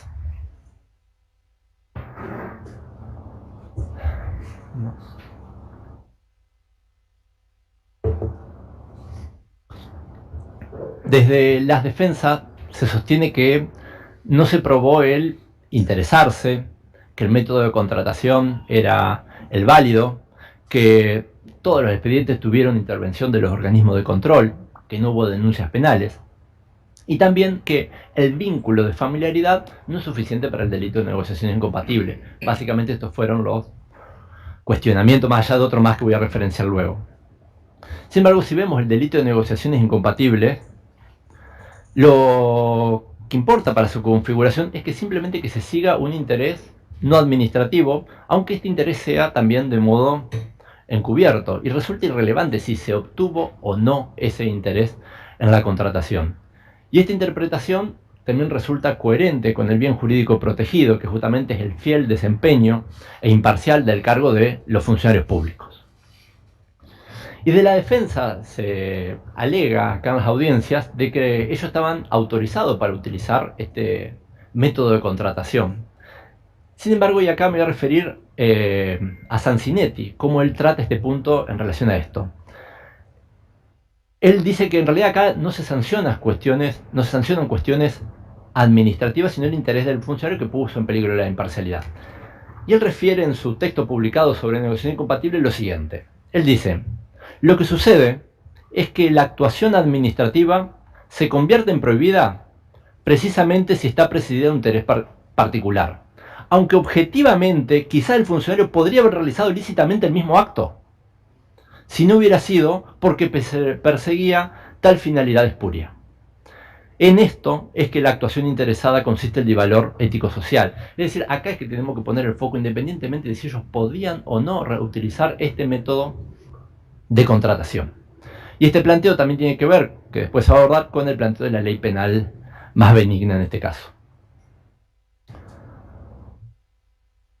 También de la defensa se insiste que por medio de estas contrataciones se vio favorecido el Estado. Sin embargo, ninguno de los autores dice que el interés particular tenga que desplazar al interés jurídico. Por el contrario, lo normal va a ser que ambos intereses confluyan en una contratación. Es prácticamente, como dicen los autores, una condición de disimulo que ambos intereses concurran en una misma contratación, ya que de lo contrario sería muy evidente el interés particular, por lo cual el hecho de que se haya visto favorecido el turismo, por medio de la cartelería, las termas, la policía de Entre Ríos, tampoco resulta un argumento de peso para restarle, para que tornara típica la conducta. Y en cuanto al comienzo de ejecución, que también es una cuestión que se debatió, si el delito se consuma por medio de la orden de publicidad, por medio del decreto, por medio de las tratativas, acá la doctrina es prácticamente clara y casi unánime, que el delito de negociación incompatible se puede configurar ya directamente en las tratativas, es decir, no necesitamos ni siquiera la firma de un acto. Sin embargo, acá vemos que el direccionamiento, por ejemplo, de las causas de cartelería, se realizaba con la firma de la orden de publicidad, es decir, no necesitamos, como se refirió acá, la firma posterior del decreto y demás. Si ya se puede consumar directamente con las tratativas, ya con estos actos tranquilamente este hecho se puede consumar. De hecho, Sansinetti dice puede localizarse en las tratativas. En el caso de Creus, él indica que incluso antes del llamado a licitación se puede llegar a consumar. En el momento de elaborar el pliego también se puede llegar a consumar este acto. Y en cuanto a las manifestaciones de este interés que encontramos en cada una de las causas, porque dicen, no era delito simplemente contratar con el cuñado. Sin embargo, vemos que esto se vio también, este interés, volcado en cada una de las contrataciones.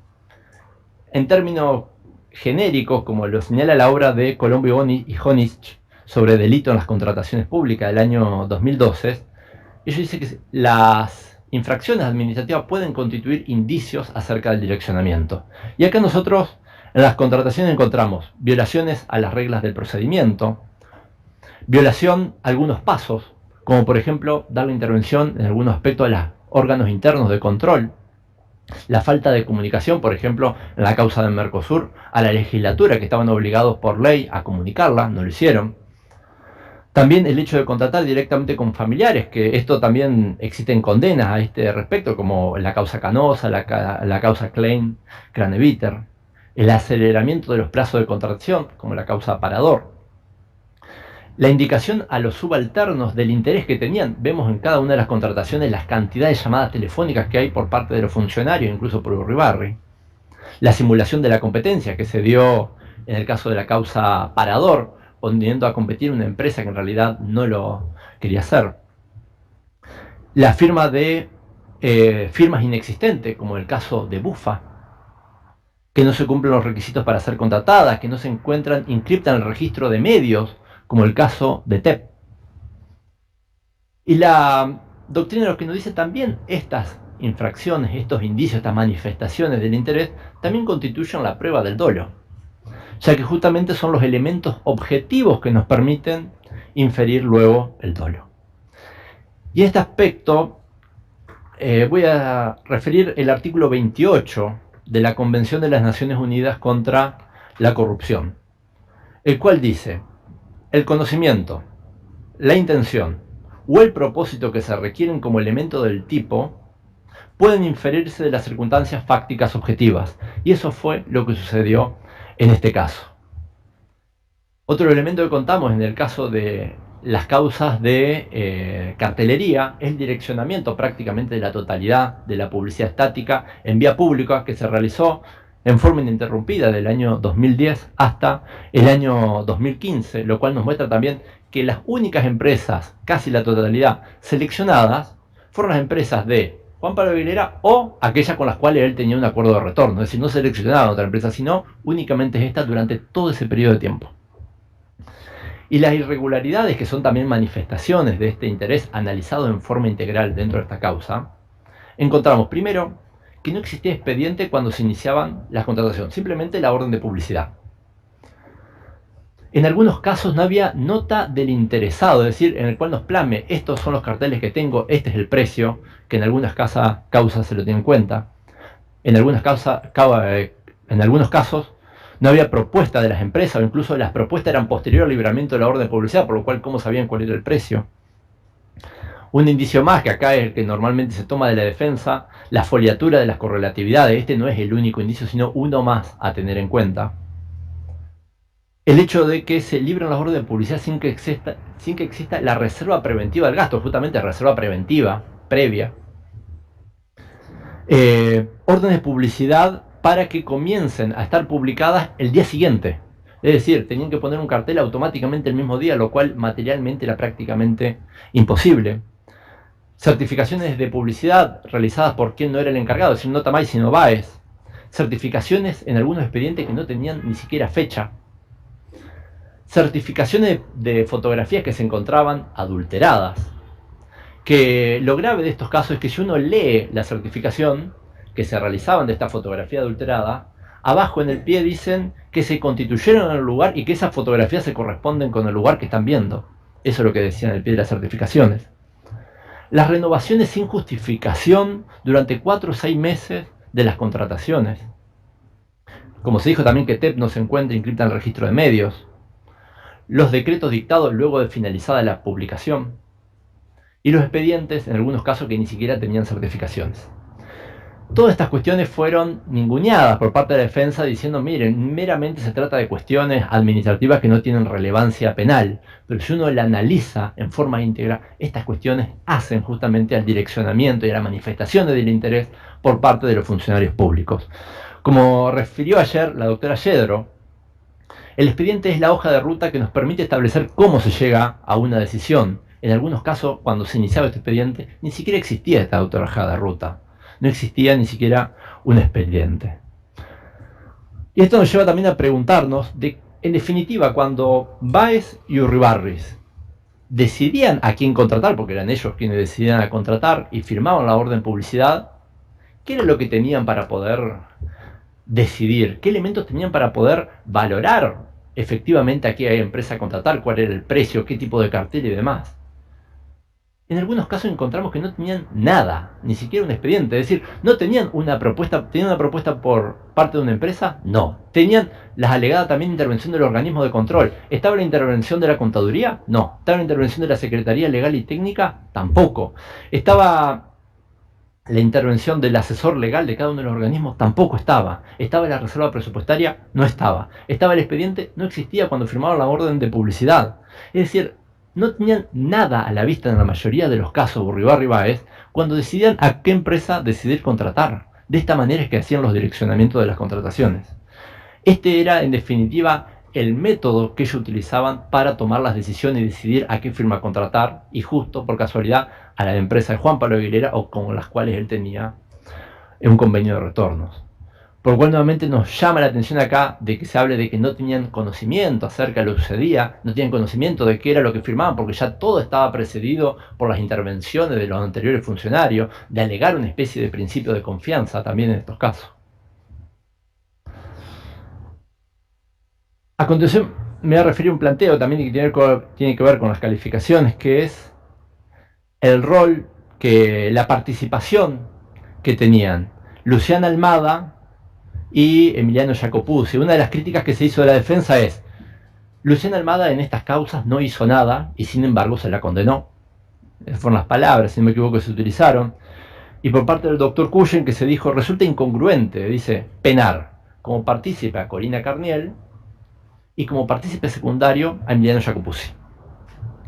Los que vemos en relación a estas dos personas, Luciana Almada y Emiliano Jacopuzzi, es que ellos tenían conocimiento de dos cosas. Uno es que las publicidades que se hacían con el Estado por parte de las empresas de las cuales eran titulares, que figuraban como titulares, y lo más importante es que su nombre como titulares permitía ocultar la incompatibilidad de las contrataciones, permitía justamente su titularidad ocultar quién era el real dueño de estas contrataciones. Ese era su aporte en estas contrataciones. No hacían nada, era una condición de disimulo. Esto lo trata la responsabilidad de los testaferros, lo trata tanto la doctrina como la jurisprudencia. Puntualmente hay un texto publicado por Ramón Ragués y Valiés, publicado en Indret en el año 2008, que se llama La responsabilidad penal del testaferro en delitos cometidos a través de sociedades mercantiles, problema de imputación subjetiva, en el cual él ahí lo que cita es una sentencia del Tribunal Supremo Español, una sentencia del año 2007. Y lo que dice lo siguiente, dice: la acción del testaferro implica siempre tomar parte en el hecho, que aunque en sí mismo puede no ser delictivo, conlleva un ocultamiento, que en ocasiones aumenta el riesgo de la comisión del delito, que es lo que sucedió en este caso. Incluso también en este artículo cita a Silva Sánchez, en donde Silva Sánchez lo que dice en esta cita que realiza Ramón Ragués y Valiés es que con la utilización del testaferro, el administrador real no busca otra cosa que disminuir el riesgo de ser descubierto. Y por ello, cabe sostener que la razón por la cual se le retribuye a este no es tanto por el desempeño que él tenga dentro del cargo de administrador de la empresa, sino como su contribución a dificultar el descubrimiento de quienes controlan realmente la empresa, en cuyo seno se realiza la acción delictiva. Nuevamente, en este ocultamiento por parte de estos partícipes secundarios es que consistía esta tarea.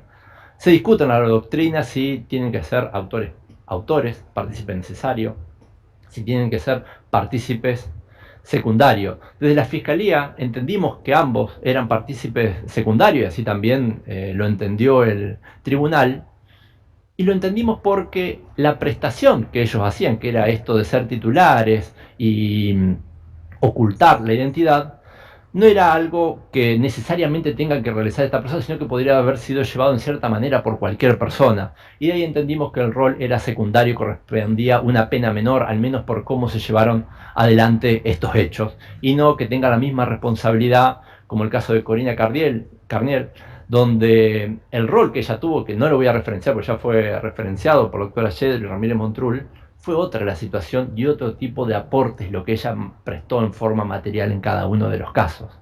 Era diferente, y de allí la diferencia de catalogar a uno como partícipe secundario y otro partícipe necesario. Sí. Sí. Es responsabilidad penal de testaferro en delitos cometidos a través de sociedades mercantiles, problemas de imputación subjetiva.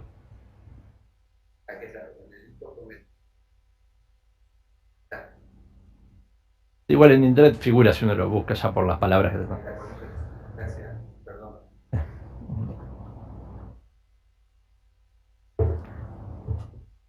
Ahora me refería al delito de peculado. Desde la defensa lo que se sostiene es que el delito de peculado en estas causas no puede ser llevado a cabo, atento que el presupuesto como tal es un conjunto de atestaciones, por lo cual no hay dinero que se pueda sustraer.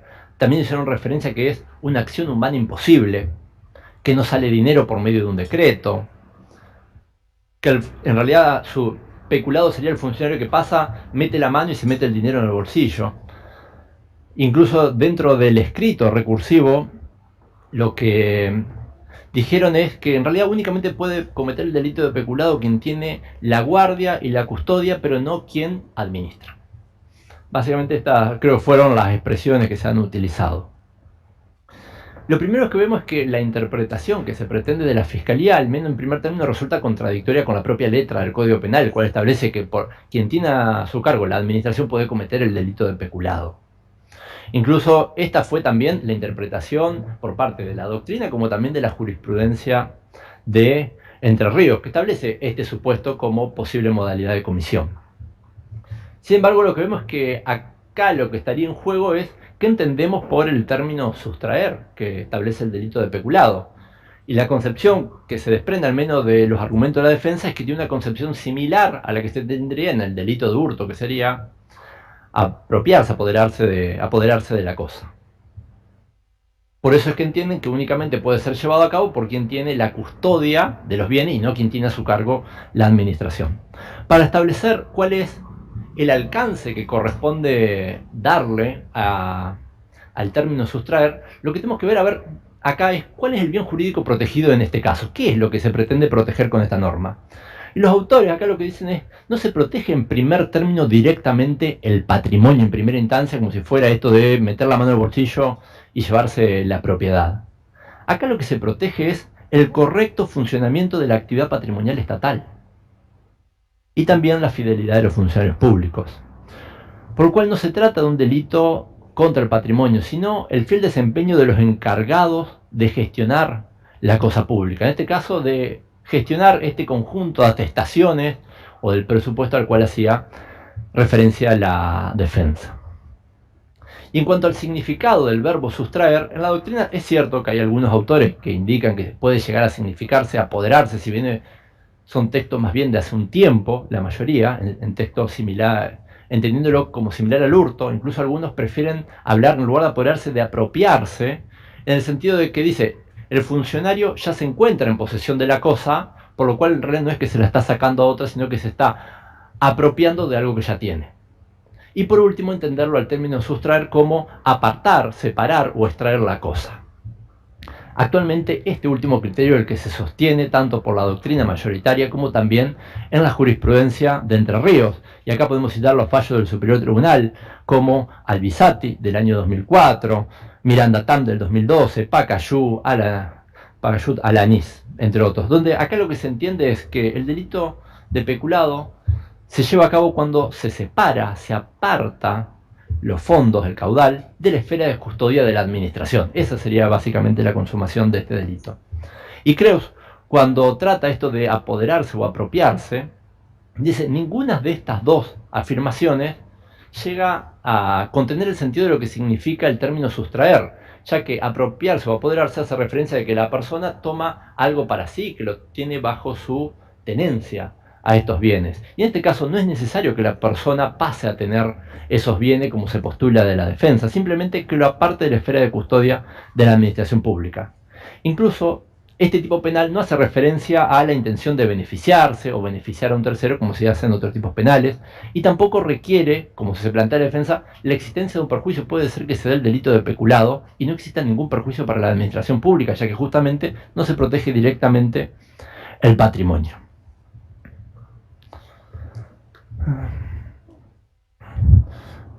Ahora me refiero a la calificación legal que también fue cuestionada de la causa de transición del delito de negociaciones incompatibles. Se afirma que no hay prueba de las negociaciones incompatibles.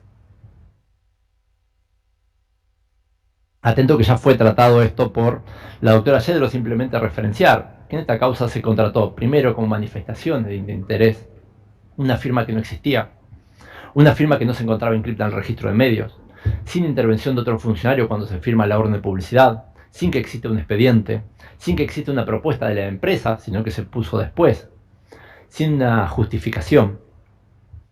Y en cuanto al aspecto subjetivo, que también es cuestionado, encontramos a partir de estos elementos objetivos desprender justamente el conocimiento, que incluso en el caso de Baez, que también se cuestionó el conocimiento de él, vemos que él en realidad también tenía un conocimiento mutuo con Bufa, que era el contratista, tenían una relación previa que fue referenciada en la sentencia, que incluso registra numerosas llamadas entre ambos. Él era apoderado, Bufa, de la firma Innova Turismo, el cual trata la vinculación también en la sentencia, la cantidad de facturaciones que se hizo entre el Estado y la firma de Bufa, y también la autorización de manejo que también hace referencia a la sentencia. Todos estos aspectos fueron desarrollados en la sentencia. Ahora me referiré a la calificación, lo que tiene que ver con la causa parador. Aquí lo que se cuestiona es que, por la defensa, es que no puede sostenerse que Urribarri se interesó en favorecer a la empresa. Esas fueron a la empresa del juego en que andamos. Esas fueron las expresiones que fui señalando. A ver, y acá encontramos que en realidad la causa parador, interesarse, tiene también diferentes manifestaciones. Uno, los contactos telefónicos previos a que comience el expediente. Otro elemento que encontramos es el viaje que realizaron a la ciudad de Mar del Plata Caruso, que es el empresario, a Juan Pablo Aguilera, cuñado del gobernador, y Franco Urribarri, que es el propio hijo del gobernador, antes de que se inicie el expediente. Siquiera los tres, empresario, hijo y cuñado, ya estaban viajando a la ciudad de Mar del Plata. También la fecha de realización de los trabajos. Se comenzaron los trabajos antes de que se inicie el expediente, es decir, la firma ya sabía que iba a ser contratada. También la información privilegiada, que ya fue referenciada por Ramiro Montrul. También la reducción de los plazos, que acá lo que se dijo es que en realidad la reducción de los plazos fue porque llegó tarde la autorización de General Pueyrredón para poder realizar el parador Mar del Plata. Quizás puede haber llegado tarde, pero la realidad es que antes de que se inicie el expediente, ya empresario, el hijo, el cuñado, ya estaban todos viajando a Mar del Plata, por lo cual nos resulta atendible esto cuando ya estaba desde el Estado organizándose la contratación por fuera. También la simulación de la competencia, que ya fue referenciada, la falta de intervención en la contaduría cuando se solicitó expresamente que se le dé intervención y no se la dio, el alta en la unidad central de contrataciones antes de tiempo, es decir, se le dio el alta y la documentación para poder darla de alta llegó después. Sin embargo, se la dio de tiempo antes. Y también una manifestación del interés, ni hablar, todo el esquema de retornos que rodeó a esta contratación.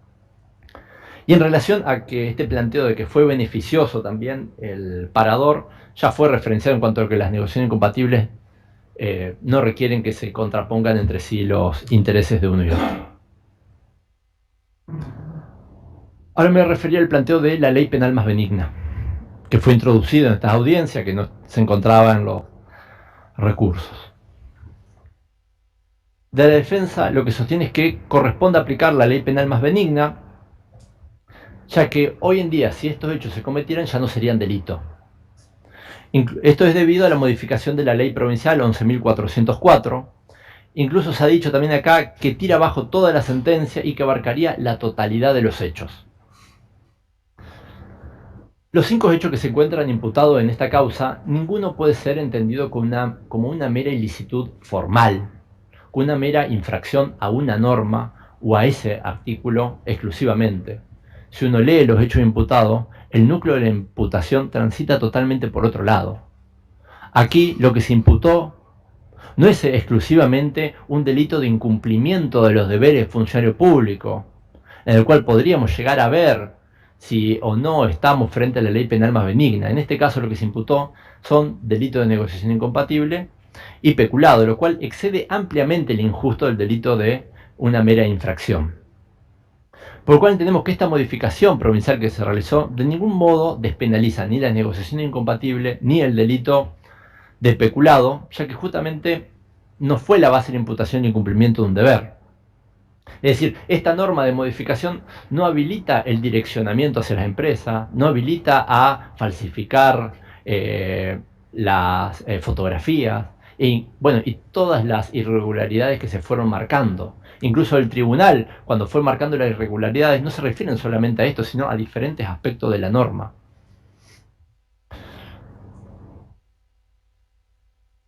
Tampoco la reforma comprende el delito de peculado, es decir, utilizar los fondos públicos para una finalidad distinta. De ningún modo quedan abarcados por esta modificación. Por lo cual entendemos que este planteo desde ya debe ser rechazado porque no se dio en el núcleo de ninguna de las imputaciones que se tenían, que estaban imputadas. Ahora me voy a referir a lo que tiene que ver con las calificaciones legales en relación a las reglas concursales entre el delito de peculado y de negociaciones incompatibles. Este planteo, al menos por escrito, fue realizado por prácticamente casi todas las defensas, en el cual entienden que resulta contradictorio hacer concursar idealmente el delito de negociaciones con el delito de peculado. El doctor Cuye, que fue quien más lo desarrolló, dice que esto se contrapone, ya que el delito de negociación incompatible tiene como presupuesto necesario un negocio lícito, y en cambio el delito de fraude o el delito de peculado, entiendo que también, tendrían como presupuesto el negocio ilícito, por lo cual es imposible que estas dos figuras estén juntas en un concurso ideal, ya que justamente se contrapone una con otra. Aquí el tribunal trató esta cuestión, en el cual dijo que entre el delito de negociación incompatible y el delito de peculado existe una unidad de acción que transgrede varios tipos penales, en donde ninguno de los dos tipos agota el contenido del injusto de estos hechos. Entonces entendió que había que aplicar el concurso ideal entre ambas figuras. Las reglas del concurso en este tipo de situaciones entendemos que se tienen que analizar en cada caso concreto, a ver cómo se configura. Y en esto, de hecho, la doctrina de la jurisprudencia ni siquiera es uniforme acerca de cómo se tiene que dar el concurso entre estas dos figuras. Por ejemplo, en la obra de Jorge Luis Villada, de Delitos contra la Administración Pública, entiende que el delito de negociación incompatible y de defraudación concursan en forma ideal, pero que también pueden llegar a concursar en forma real dependiendo del momento en el cual se lleva a cabo la consumación. En el fallo de María Julia Segaray entienden que hay un concurso aparente entre el delito de negociación incompatible y fraude.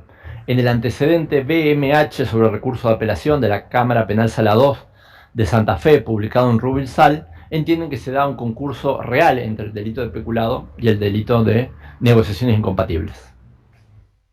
Y algo que quiero destacar acá es que cuando se habló en la audiencia de estas reglas concursales, las obras que se citaron siempre hacían referencia a la regla entre concurso ideal, concurso entre el delito de negociación incompatible y fraude, pero no en relación al peculado. Y vemos que los elementos de la figura del fraude y del peculado no son exactamente los mismos.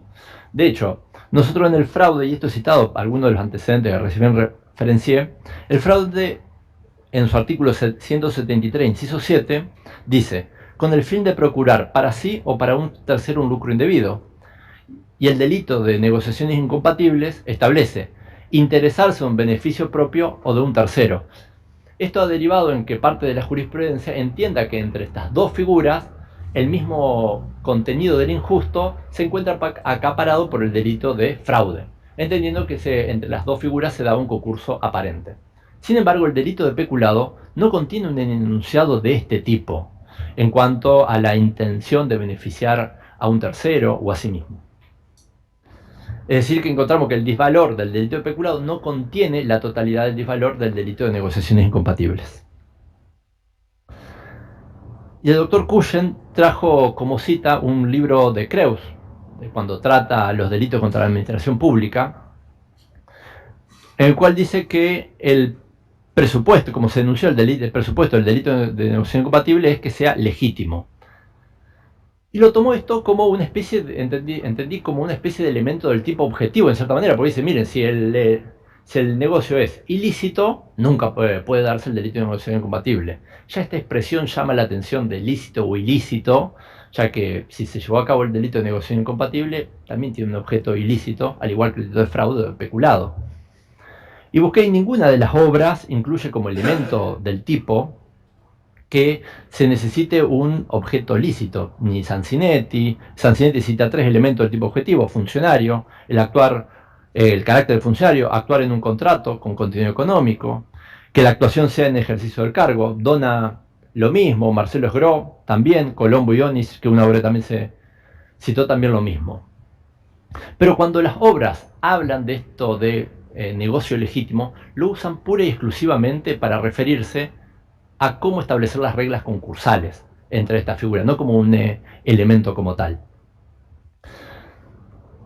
Y así encontramos que, por ejemplo, D'Alessio, cuando comenta la obra de Creus, él dice, en realidad, esto que usa Creus, en realidad es a los fines de establecer un concurso aparente entre estas dos figuras, ya que el delito de fraude contiene el delito de negociaciones incompatibles. Lo mismo dice Grisetti en cuanto hay un concurso aparente entre el fraude y el delito de negociaciones incompatibles, en donde una figura no es que resulte incompatible con la otra, como se postula acá de la defensa, sino que una figura contiene el disvalor de la otra. Por eso es que se habla de un concurso aparente. Incluso el doctor Cushen dijo, se da un concurso aparente entre ambas figuras. De allí que entendemos que no resulta violatorio de ninguna manera el derecho de defensa, ya que no se trata de defensas contrapuestas, poder defenderse de un peculado y defenderse del delito de negociaciones incompatibles, ya que en todo caso, de acuerdo a la argumentación que dice la defensa, un delito comprende a la figura del otro. No resulta un juicio contradictorio. Y también resulta llamativo que la defensa se postule que dice, hay entre estas dos figuras un concurso ideal impropio. Cuando va esta definición de concurso ideal impropio, se la define cuando una figura es medio para cometer otro delito. Es decir, lo que nos postula de la defensa es el delito de negociación incompatible es medio para cometer el delito de peculado. Nuevamente, entre estas dos figuras, nuevamente no se trata de una contraposición o contradicción entre estas dos figuras, sino que el disvalor de una se encuentra en la otra, al menos la postura desde la defensa. Por lo cual es que entendemos que en esta regla concursal no hubo ninguna afectación del derecho de defensa. Y citando jurisprudencia de los tribunales entrerrianos, la Sala Primera de la Cámara del Crimen, en el antecedente del 6 de julio del 2011, el antecedente Verón, Garay, allí el tribunal entendió que concursan en forma ideal la figura de negociaciones incompatibles con el fraude. En fin, y también entendemos que los objetos, el bien jurídico protegido de ambas figuras no es exactamente el mismo, por lo cual entendemos acertada la respuesta que brindó el tribunal en cuanto a hacer concursar estas dos figuras en un concurso ideal y que de ninguna manera afectan el derecho de defensa. Ahora me voy a referir al principio de confianza. Este es un planteo que se realizó de la defensa de Báez y de Urribarri, en el cual se desconoce cómo funciona en realidad la administración pública por parte de los tribunales y que ellos confiaban en los otros funcionarios que intervenían previo a ello. Lo que vamos a ver en estos casos es que no existe ningún tipo de confianza en estos casos por cómo se dieron estos hechos en los cuales hayan podido confiar Báez y Urribarri. Y acá voy a traer a colación una obra de Feijó Sánchez, que es El principio de confianza como criterio normativo de imputación, el cual dice que la consecuencia práctica del principio de confianza es que quien se comporta adecuadamente no tenga que contar con que su conducta pueda producir un resultado típico debido al comportamiento antijurídico de otro. Es decir, lo que vemos que como presupuesto necesario del principio de confianza es que la persona que la alega se comporte primero adecuadamente. Sin embargo, lo que se alega de la defensa son alegaciones meramente genéricas que no las plasman en cada caso en concreto. A ver, ¿por qué en este caso corresponde aplicar el principio de confianza como exclusión de la responsabilidad a partir de la teoría de imputación objetiva? Y también alega una especie de error de prohibición, también en este caso, que vemos que tampoco hay cabida para el error de prohibición. ¿Por qué? Porque los funcionarios en este caso tomaron parte en forma directa en los hechos. Y vamos a ver, por ejemplo, en la causa cartelería. Ahí quien decidía a quién contratar era Báez. Quienes firmaban la orden de publicidad a quién contratar eran Báez y Urribarri. Y la firmaban sin tener intervención de ningún otro funcionario en forma previa. Y ahí ya se consumaba, por ejemplo, el delito de negociaciones incompatibles. Es decir, confianza en quién, en este caso, si no había nadie que intervenga en forma previa a la intervención de ellos. Báez también era la persona que se encargaba de certificar las publicidades ficticias. En el caso de la solicitada, el texto que se envió a publicar era el texto para promoción de Urribarri como candidato a gobernador y lo mandaron a publicar el propio Urribarri Báez por medio de la firma de la orden de publicidad. Es decir, nuevamente no hay una persona en quien confiar en estos casos. En la causa del Mercosur notamos que Urribarri ya comienza las tratativas en forma previa por medio de los llamados telefónicos. Ni hablar que también era él el que se promocionaba en los videos. Báez fue la persona que inicia el expediente de contratación, quien elaboró el guión, quien se encargó de la producción, la filmación y demás. Ellos tomaron parte en forma directa sin darle intervención a ningún otro funcionario. En la causa del Parador también hay contactos telefónicos en forma previa. Ocultaron cuál era el diseño que se le iba a dar en la causa del Parador, la gráfica que no figuraba, que era de Urribarri. Las negociaciones incompatibles también por medio de las llamadas previas que existían, los viajes a Mar del Plata. Es decir, tomaron parte también antes de que se inicie el expediente de contratación los propios imputados, por lo cual no había persona en quien confiar en base a cómo se configuraron cada uno de estos hechos. Por lo cual entendemos que en estos casos no opera el principio de confianza, como así tampoco el alegado error de prohibición, en este caso, que alegó Báez, ya que conocían perfectamente cuál era el significado de sus hechos. Ni siquiera podemos estar hablando acá de un error de prohibición vencible. En este caso, por eso planteé como un error de prohibición invencible, ya que tenían pleno conocimiento de los hechos, que se lo ve por la forma en la cual se configuraron estos hechos, y también de lo que significaba su acción en cada uno de ellos. Ahora voy a entrar al siguiente agravio que tiene que ver con la determinación de la pena.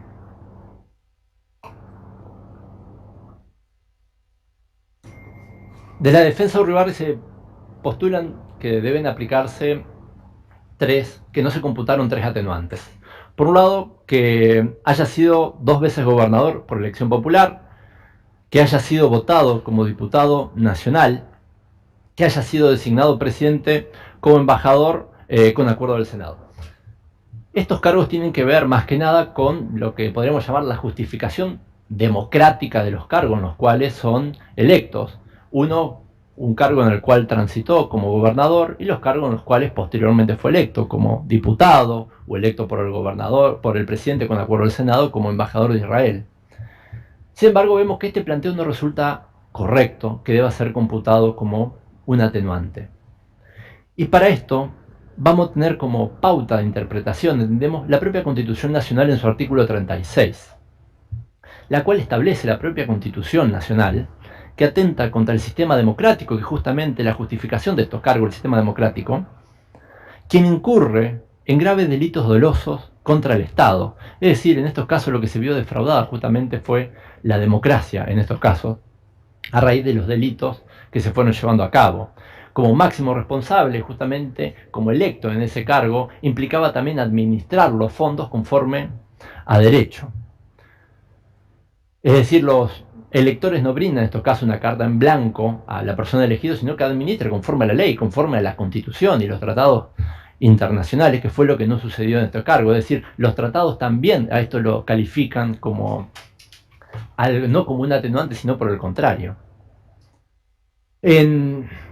Incluso acá quiero traer a colación la publicación que se denomina Corrupción y Derechos Humanos, estándar interamericano de la Corte Interamericana, publicada en el año 2019, la cual establece que estos hechos lo que se caracteriza es el abuso de poder, del poder delegado justamente por el pueblo.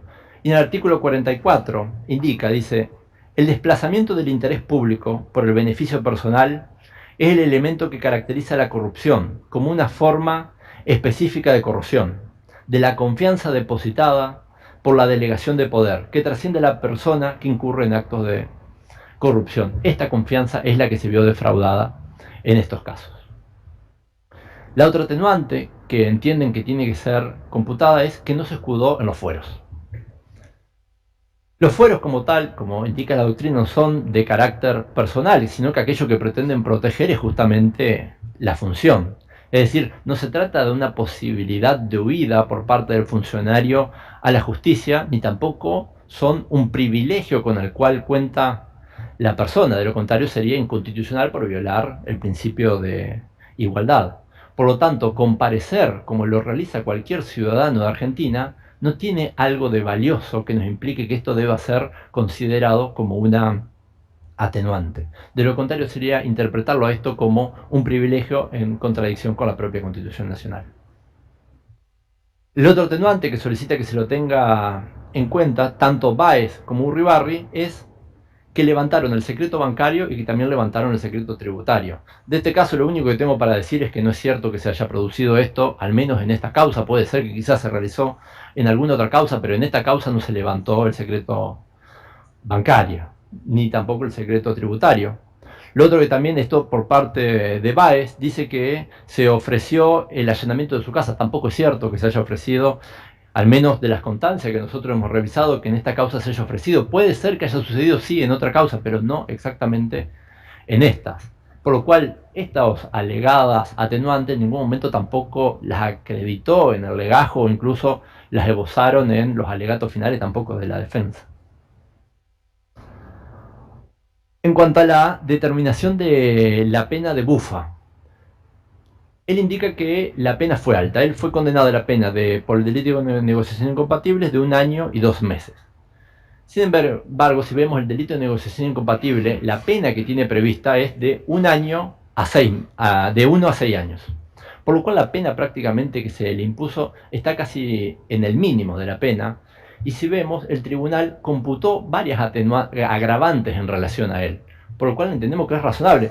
Las agravantes que computó son la situación económica de él, el grado de instrucción, que en este caso era universitario, era contador, la experiencia que él tenía en el ámbito empresarial, como también dentro de la administración pública, por lo cual descarta en base a todo esto un estado de vulnerabilidad por parte del imputado o alguna especie de apremio económico. Por el contrario, dice, es mayor el grado de culpabilidad que él tiene por el nivel socioeconómico y niveles de educación que permitió comprender y motivarse en mayor medida por la norma. Por lo cual entendemos que la pena que prácticamente se encuentra en el mínimo, a partir de estas agravantes que se computaron, aparece totalmente como razonable. Y por último, me voy a referir a las medidas cautelares. Desde... un segundo.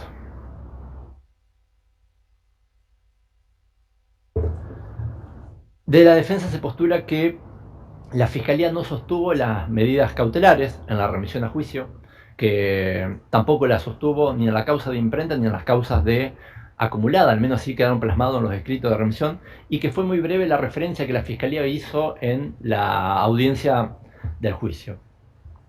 Acá cabe tener en cuenta tres cuestiones. Una, que el Código Procesal Penal de Entre Ríos no establece que las medidas cautelares tengan que ser mantenidas en cada una de las instancias, sino que mientras se encuentren vigentes y no haya vencido el plazo por el cual son impuestas, continúan estando vigentes. En este caso vemos incluso que los presupuestos que sirvieron de base para su dictado aún también siguen vigentes, que son la verosimilitud del derecho y el peligro de la demora. En cuanto a verosimilitud del derecho, en este caso contamos con una sentencia de condena. El peligro de la demora, en cuanto si desafectan estos bienes, podrían ser vendidos.